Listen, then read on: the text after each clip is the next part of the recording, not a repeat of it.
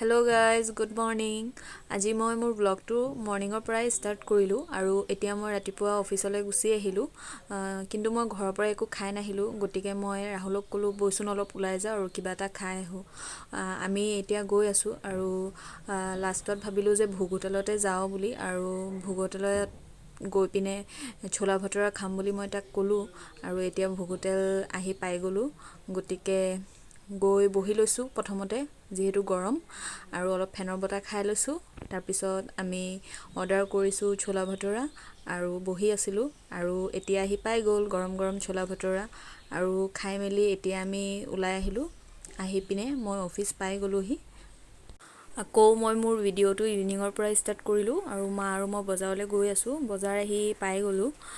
ভাবি আছিলোঁ কুৰ্তি কেইটামান ল'ব লাগে, চ' কুৰ্তিখিনিয়ে চিলেক্ট কৰি আছিলোঁ, আৰু লগতে মই ট্ৰাইলো কৰিলোঁ। কেনেকুৱা লাগিছে আপোনালোকে জনাবচোন কমেণ্টত। আৰু অলপ জুৱেলাৰী দোকানতো সোমাব আছিলে, আৰু সোমালোঁ, কামখিনিও কৰি ল'লোঁ।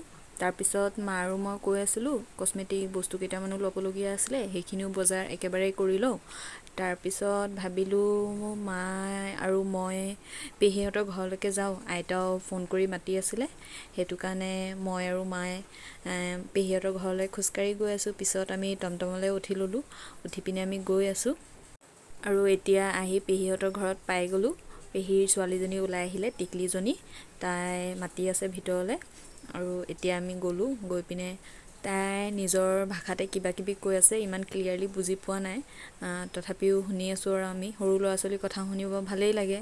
টিকলিজনীয়ে কৈ আছে যে মোৰ মূৰত চুলি নাই, কিন্তু দাদাৰ মূৰততো চুলি আছে, তাকে তাই দেখায়ো আছে আমাক।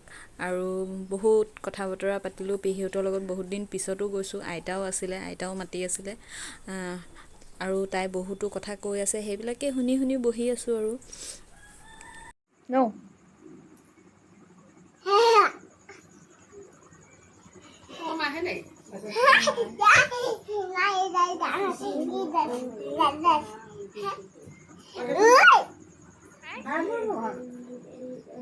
মামি কি খায়? মামি মিম কি খায়? মিম কি খায়? ওই যে মিম কি খায়? এটা মই ইমানতে সামৰণি মাৰিছোঁ। আকৌ এটা নেক্সট ভিডিঅ'ত লগ পাম।